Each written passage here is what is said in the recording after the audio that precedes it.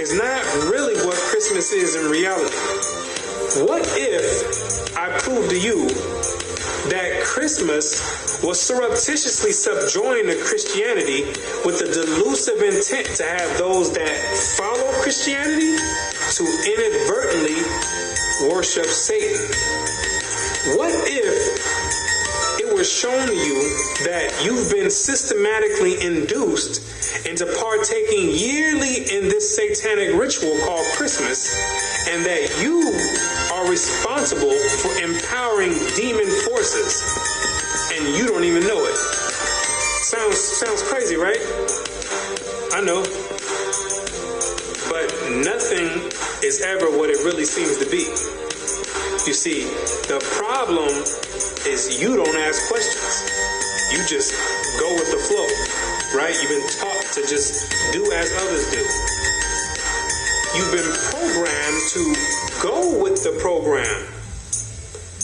For example, let me ask you a question. Why do you bring a tree in your house on December 25th? What does that signify? What does it mean? What is the reason you do it? The answer is you don't know. Let me ask you another one. What is the reason that you take that same tree that you don't know why you brought in your house and you deck it with silver, with gold, and various other ornaments? What does it mean? Why do you do it? The answer is you don't know. What is the reason you put that star on the top of that tree for? What does it mean? You don't know. What are you kissing somebody under a mistletoe for? You don't know. So now, with that being said, what you need to do is sit down and lend me your ear for a few minutes so you can understand why you do these things. You can get the origin of these things, and then you can consciously decide if you want to continue doing it or if you want to do away with it. Because you have been naively beguiled into worshiping Satan, and I'm going to show you exactly how Satan infiltrated Christianity with Christmas.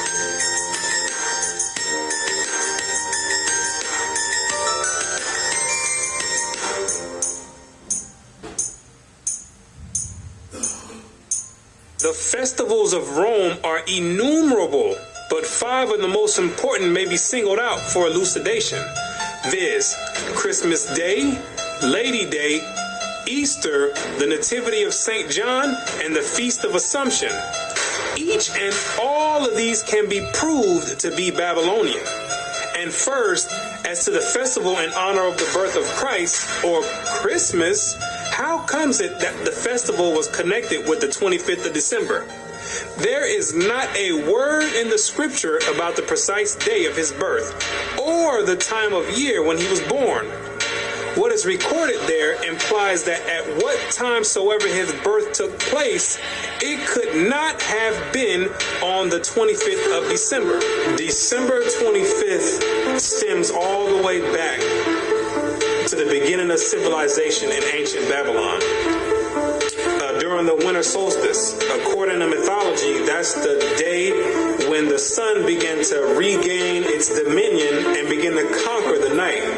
Because during the winter solstice, that's the period when the night is at its longest extent throughout the whole year, and the day shone for the shortest amount of time throughout the whole year. So in a sense, there's this type of mythological battle going on between the sun and night. So what succeeded the winter solstice was a gradual increase of the sun going from its lowest point all the way up until the summer solstice, where it goes into its highest point. So the pagans back then took that as a sign that the sun was beginning to regain dominance over the night, and they began to make deities out of it. So, for instance, you have the Egyptian god Horus, who was born on the winter solstice of December 25th. You have solstice of December 25th. You have the Greco-Roman god Apollo, who was born on December 25th. You got the Hindu god Mithra, who also was born on December 25th. And you got the demon of all demons, the deity named after Nimrod, Baal, who after Nimrod's death, he was deified by his mother Semiramis and turned and claimed that he became the sun god. He also was born on December 25th. The scholars know, and all the elite know, that December 25th has always been used as a pagan day to conjure up spirits and demons. It's always been used that way. So now what they did was take the Bible and infiltrate it and then put the name Christ over it and got the whole world conjuring up spirits and empowering demons on December 25th, when it has nothing to do with the birth of Christ at all. At the time that the angel announced his birth to the shepherds of Bethlehem, they were feeding their flocks by night in the open fields. Now, no doubt the climate of Palestine is not so severe as the climate of this country, but even there, though the heat of day be considerable, the cold of the night from December to February is very piercing, and it was not the custom for the shepherds of Judea to watch their flocks in the open fields later than about the end of October. What the Bible does say is that during the time of Christ's birth, the shepherds were outside feeding the flocks and grazing them by nighttime. And anybody in their right mind will tell you that there's no way shepherds are going to be outside in the dead of winter grazing flock in the blistering cold. The Bible does not substantiate winter birth, because there's no way the shepherds would be outside grazing flock in the dead of winter when it's blistering cold. I stay in Florida where they have mild winters, and there's no way, even in the wintertime, I'm going to be outside in the middle of the night grazing the flock, and I have sheep. There's no way I'm going to go out there and be grazing the flock. They're going to have to wait until the morning. At the birth of Christ, every woman and child was to go to be taxed at the city whereto they belonged, whether some had long journeys, but the middle of winter was not fitting for such a business, especially for women with child and children to travel in. Therefore, Christ could not have been born in the depth of winter. And during the time of Christ's birth, Mary and Joseph had to go back to their city to be taxed.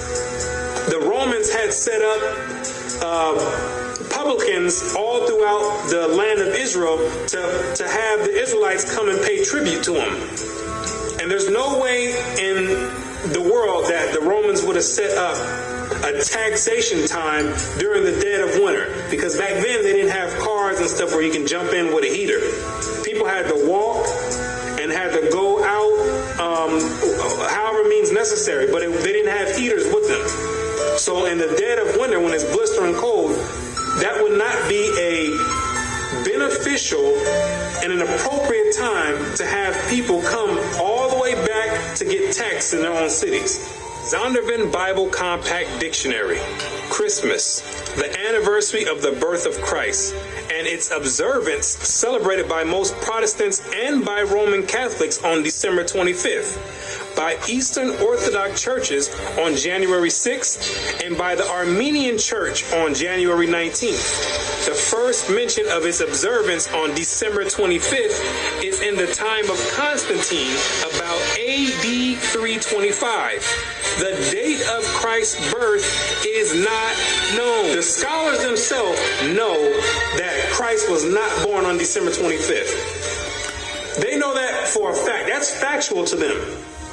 But what happens is the government sets up preachers to go out and tell you some fabricated lie and have you teaching and participating in satanic rituals while they sitting back twirling their thumbs, because they know that they know the truth already. And while you over there conjuring up demons, they sitting back laughing, enjoying it, and getting power. Constantine himself knew when he set it up that Christ was not born on December 25th. He knew that. He knew that it was a pagan ritual that was passed down from the Babylonians to the Egyptians, to the Greeks, all the way down to the Romans.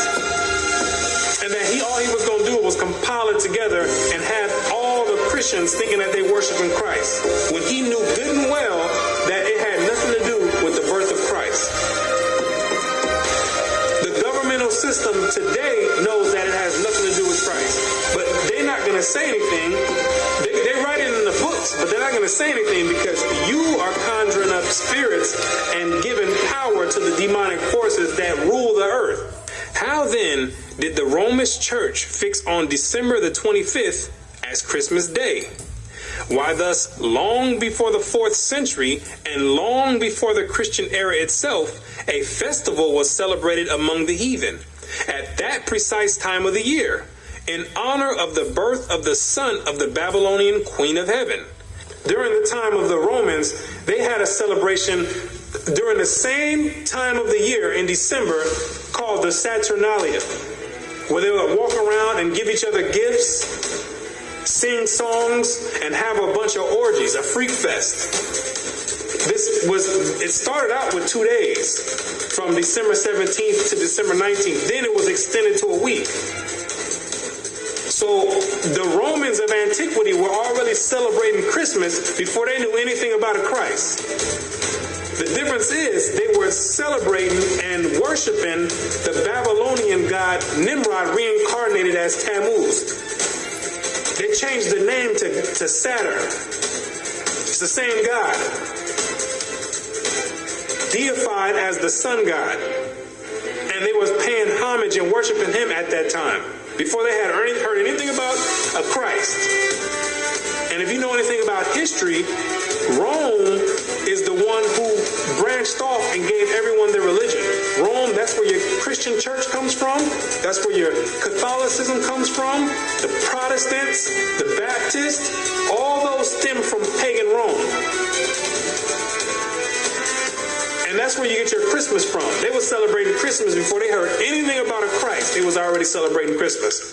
And it may fairly be presumed that in order to conciliate the heathen and to swell the number of the nominal adherents of Christianity, the same festival was adopted by the Roman Church, giving it only the name of Christ.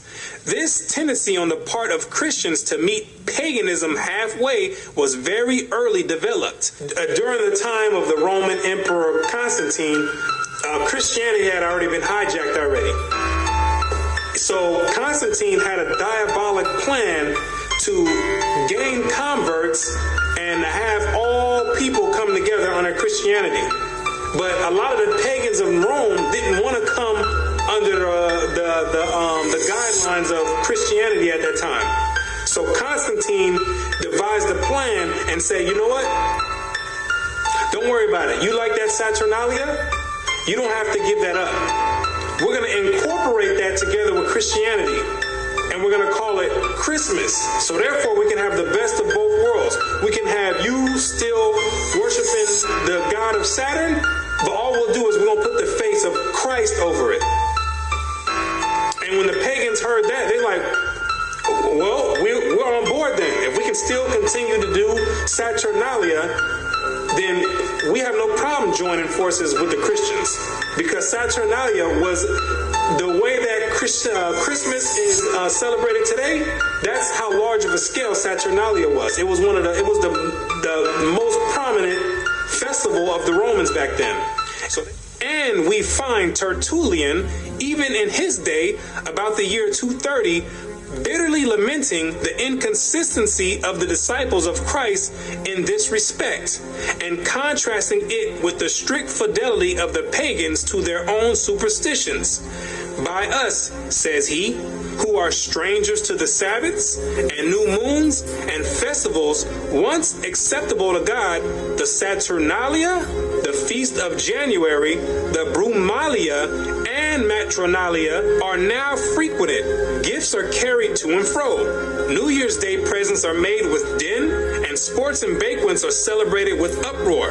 Oh, How much more faithful are the heathen to their religion, who take special care to adopt no solemnity from the Christians. Upright men strive to stem the tide, but in spite of all their efforts, the apostasies went on till the church, with the exception of a small remnant, was submerged under pagan superstition.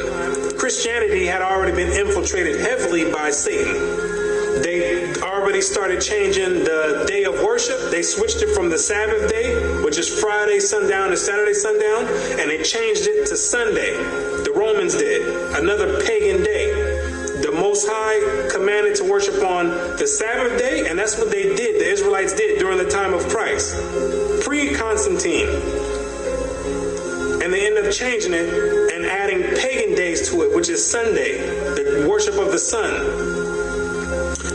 They had already started switching up the doctrines, and there was a few good men that were actually left that upheld the actual true doctrine of Christ in its true essence.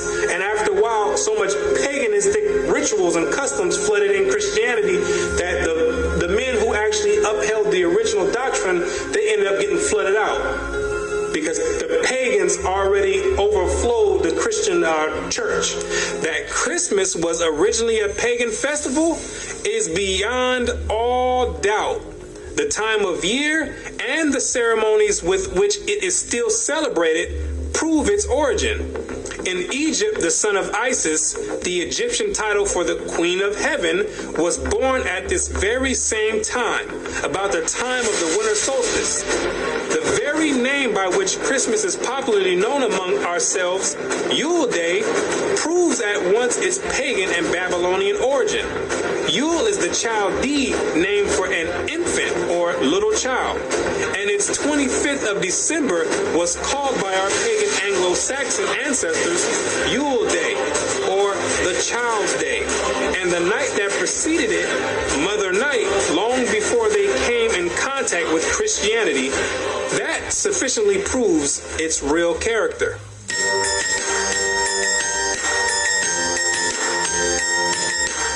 The candles in some parts of England lighted on Christmas Eve and used so long as the festive season lasts were equally lighted by the pagans on the eve of the festival of the Babylonian god, to do honor to him. For it was one of the distinguishing particularities of his worship to have lighted wax candles on his altar. The lighting of the candles, when you and your family are all getting together smiling, lighting candles, yes, that means something. It's an ancient Babylonian custom, commemorating and worshiping the birth of Nimrod, Satan himself.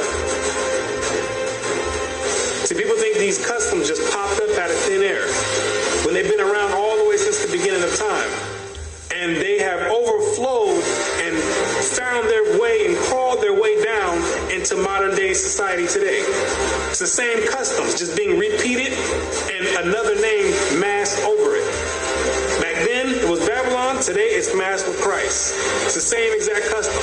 Same ritual, same custom, same worship. Same exact God.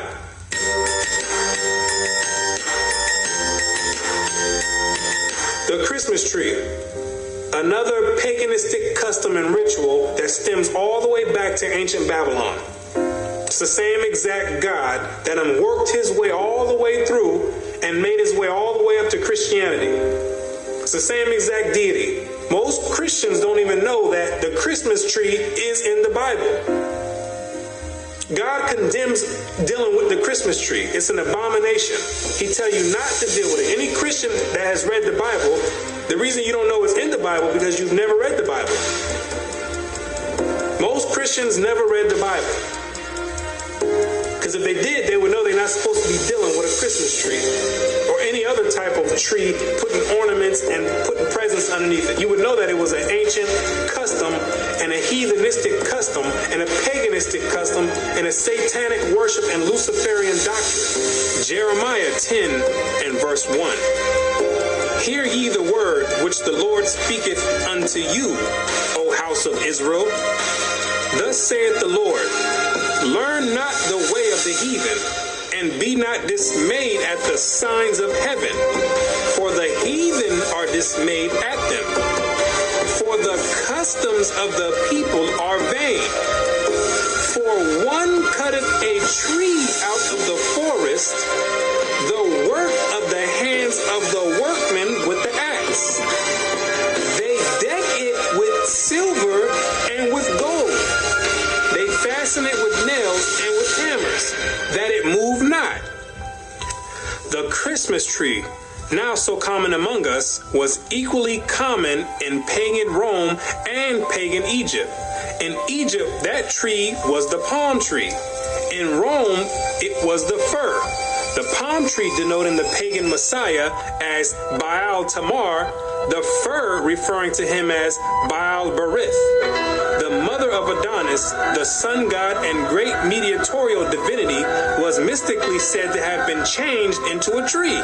So early Rome denoted the palm tree as Baal Tamar and the fir tree as Baal Berith, which when you understand anything about religious origin, you'll know that these are all the same gods. They stem from the same gods back in ancient Babylon, the worship of Nimrod, reincarnated after he died when he was deified by his mother Semiramis. He became known as Baal, and then became known as Baal Zebub or Beelzebub. And when you read the Bible, that's the highest ranking demon in the demonic forces. Luke 11 verse 15.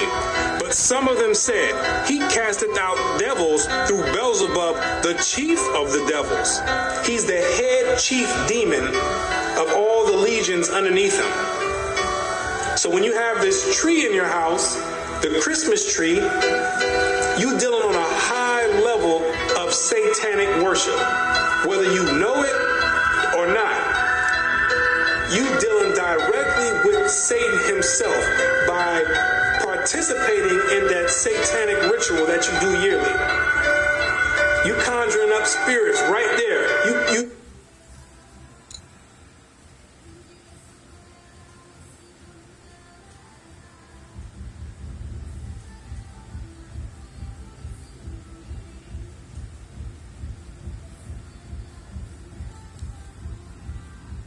conjuring that tree is the direct porthole to Satan himself, the Beelzebub. The Christmas tree, as has been stated, was generally at Rome a different tree, even the fir. But the very same idea as was implied in the palm tree was implied in the Christmas fir. For that covertly symbolized the newborn God as Baal Berith, Lord of the covenant, and thus shadowed forth the perpetuity and everlasting nature of his power. Not that after having fallen before his enemies, he had risen triumphant over them all. Therefore, the 25th of December, the day that was observed at Rome as the day when the victorious God reappeared on earth and held at the Natalis Invictus Solis, the birthday of the unconquered sun. Now the Yule log is the dead stock of Nimrod, deified as the sun god, but cut down by his enemies. The Christmas tree is Nimrod redivivus, the slain god come to life again. So the Yule log is a representation of Nimrod being chopped down, his death. Then you put the Yule logs into the fire. Most people don't do that part of the ritual because most of you don't have a fireplace to put it in. If you got money in your own place and an actual fireplace, those are the ones that partake into that ritual. Then after that, the Yule log gets burnt. Then on Christmas Day represents the reincarnation of Nimrod, which is the tree, the Christmas tree with the presents underneath it, because the legend has it that after Nimrod was reincarnated, he'd come in the nighttime and leave presents underneath the tree. So it's a whole ritual that's being done, and you don't have any idea why you're doing it. You're completing a whole satanic ritual, and you have no idea why you're doing it. You're getting socially programmed to partake in this demonic custom, and you have no idea why you're doing it. So the hypnosis starts right after you finish at the end of November. And you get bombarded with all type of Christmas carols and Christmas movies and lights, different colors. And it's very obvious that Christmas has nothing to do with the birth of Christ. Because every store you go to Walmart, Walgreens, all you're going to hear is Rudolph the Red-Nosed Reindeer. What does that have to do with the birth of Christ? You're going to hear Santa Claus is coming to town. What does that have to do with the birth of Christ? And then on top of that, they mix in a small portion of religious belief just to mask it over and to cause confusion and make some people believe like, okay, you know what? Maybe it does have something to do with Christ. When at all that is a delusion and a disguise to what they have you doing already. They're building you up to finish, to complete this ritual at the end of the month. So they start all the way from November with the hypnosis, and you like a walking zombie. They implant it in your mind and working on sending vibrations and signals into your brain waves. Getting you prepared to participate in this ritual, and everybody gets all hyped up and ramped up to do it. When you don't have any idea you're about to participate in a satanic ritual on a very high level.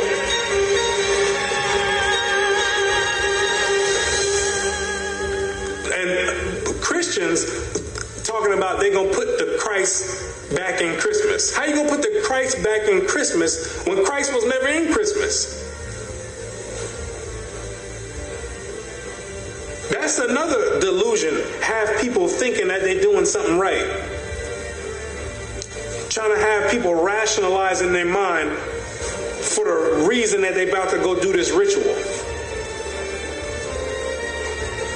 Well, maybe I can just say it's the worship of Christ. No, it's not the worship of Christ. It has nothing to do with Christ, and it's self-evident.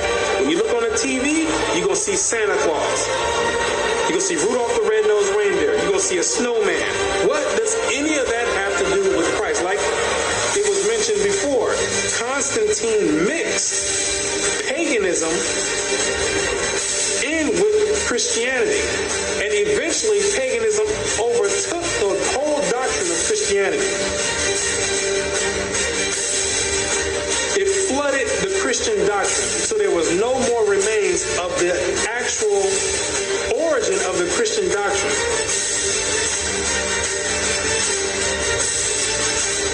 That's essentially what happened. And now you left doing satanic worship. That's how clever Satan is. He done slid his way all the way into Christianity, and nobody would ever take the time to look and say, you know what, let me find you. Everybody looking for Satan somewhere else. Maybe Satan over here. When Satan got his home base and headquarters right in Christianity. He got everybody deceived. Revelations 12 verse 9. And the great dragon was cast out, that old serpent called the devil and Satan, which deceiveth the whole world.